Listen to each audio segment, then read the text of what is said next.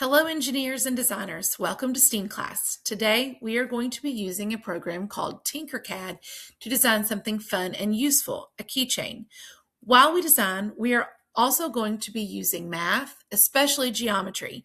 That means we will be working with shapes, sizes, and space, just like real engineers do. By the end of this lesson, you will know how to log into Tinkercad, use the basic tools, and create your very own keychain using 3D shapes. First, let's log into Tinkercad. Start by opening Google Classroom.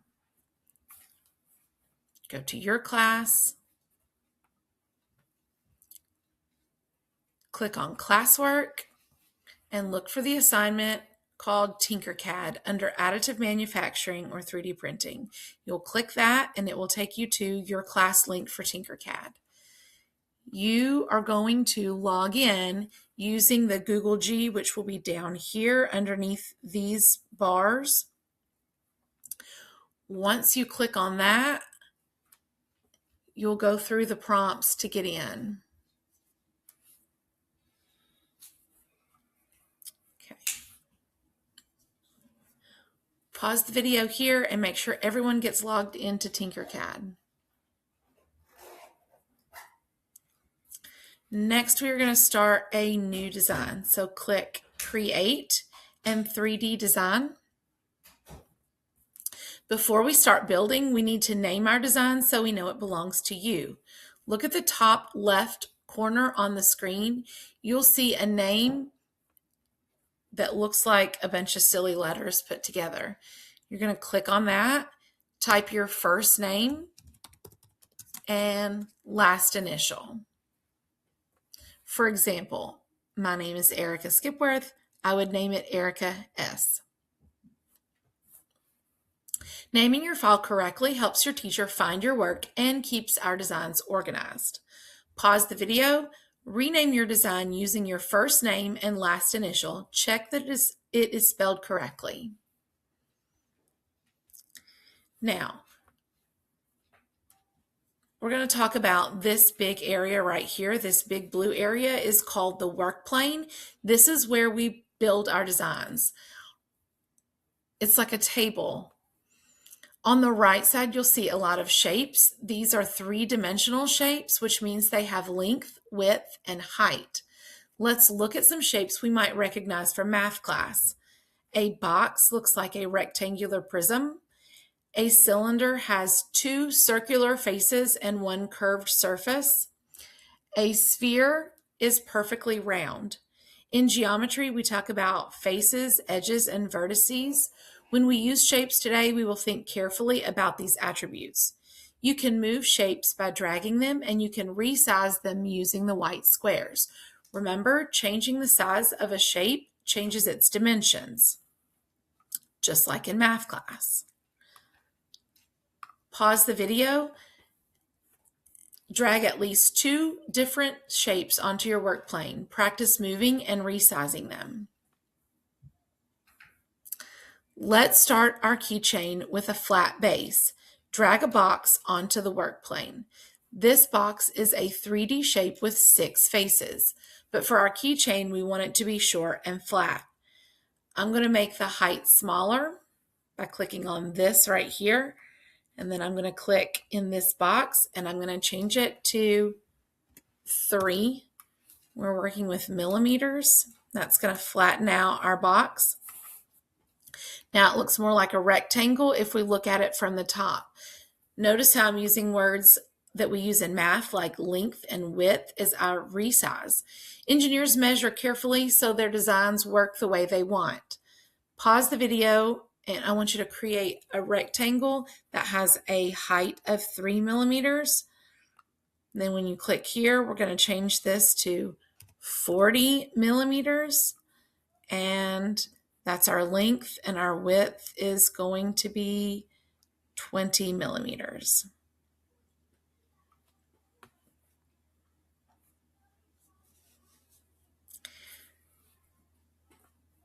The next thing that we're going to do is we are going to add text to our keychain. So if you look over here under basic shapes, we're going to click on text. We're going to drag it over, and we're going to change the text to whatever we want our keychain to say. If you would like to change the font, you can click right here, change it to a different font. Now, the text also has these boxes so that we can change the dimensions, and so we want to change it so that the dimensions of our text fits on top of our rectangle. So I'm going to click right here. Since the length of my rectangle is 40, I want the length of my text to be smaller than that, so I'm going to change it to 32 millimeters. And then I'm going to change my width to be smaller than 20, so I want it to be 18 millimeters. And then I want my height, and I change the height by clicking on this one white square that's in the middle right here. I want my height to be about 3 millimeters, so it flattens out too. The next step is to drag the text over top of our rectangle and to make sure that it lines up. So in order to do that, I want to look at it from all of these different angles, and I look over here at this cube, which lets me look at it from the top, the front, and the side view. So I can look at it first from the top, and if I zoom in, I want to make sure that none of my text goes outside of my rectangle box. And then I also want to make sure that I leave room on the side here for my hole. So I can drag my name so that it's as far to the right as I can get it without going over the edge. Once I make sure it's lined up this way, I'm going to come back over to this box right here, this cube, and I'm going to look at it from the front. And then when I zoom in, I want to make sure that I don't see the letters underneath, but I also don't see a gap between the letters, the text, and the rectangular prism here. So when I click on this triangle, this raises and lowers the position of my either the text or the prism, depending upon which one I grab. So I've grabbed a hold of this rectangle, so I want to grab this right here, and it's going to raise or lower the position. Right here, the position of that rectangle is too low because I can see a space between the text and the rectangle, but when I raise it up like this, I can see the text coming through the bottom. So I want something that's in the middle, something where I don't see a gap between the two, but I also don't see the text coming through the bottom. And once I have got those two fixed where I want it, then I'm going to go back to the home button, and that's going to take me to my home view. I can see that the letters are just a little bit above the box, and that's the way I want it.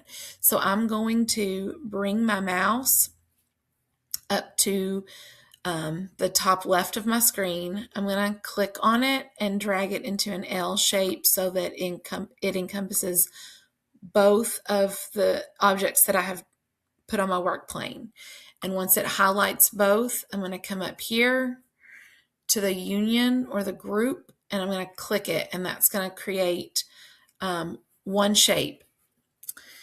The next thing that I'm going to do is add a hole, because a keychain needs a hole so that you can attach the keys. So you're going to drag a cylinder onto the workplace. A cylinder has two circular faces, but I'm going to change this shape. I want it to be a hole. So if you drag it as a solid, make sure that you change it so that it is a hole. And then I'm going to change it so that it is the correct dimensions. So if I click on these white boxes, I want my hole to be 5 by 5 millimeters. So 5 in diameter this way and 5 millimeters in diameter this way. I'm going to click here and change it to 5. I'm going to click here and change it to 5. The height's not going to matter, and in fact I want to leave it a little bit higher so that I don't have to place it perfectly. And I'm going to drag that hole over, and I'm going to place it in my keychain. So when I look at it from the top, I want to make sure that this darkened circle is in between this line of the rectangular prism and the line of my letters. I don't want it too close to either. And that's pretty well right in the middle. So then I'm going to look at it from the front view.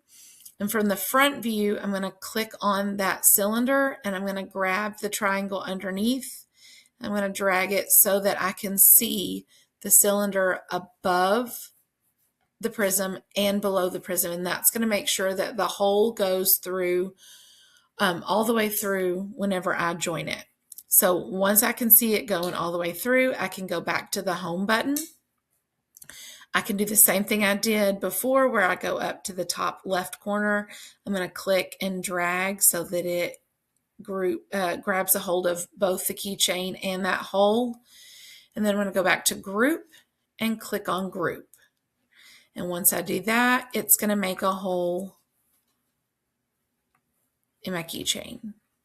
So once I have that complete, you pretty much have the keychain complete. There are a few other design things that you can do. I can go back in here. Maybe, no, that's not going to allow me to change things. So there may be some other things that you can do as far as the edges, or you can grab it and adjust your size a little bit more if you want to. For our purposes, we want it to stay 40 by 20 in order to print correctly. Okay. If you need to pause the video to get caught up, you can do so. Now, let's review what we used, the math that we used today. We talked about 2-dimensional and 3-dimensional shapes. We described shapes using faces, edges, and vertices. We changed dimensions on the shapes like length, width, and height. We thought about position, symmetry, and space, all important geometry skills. Turn to your partner and talk about the geometry words that we used today. You did an amazing job thinking like engineers and mathematicians today. When you're finished, make sure your design is saved. Next class, we'll talk about how these designs can be printed in our 3D printer. I can't wait to see your keychains. Keep designing, keep measuring, and keep exploring STEAM.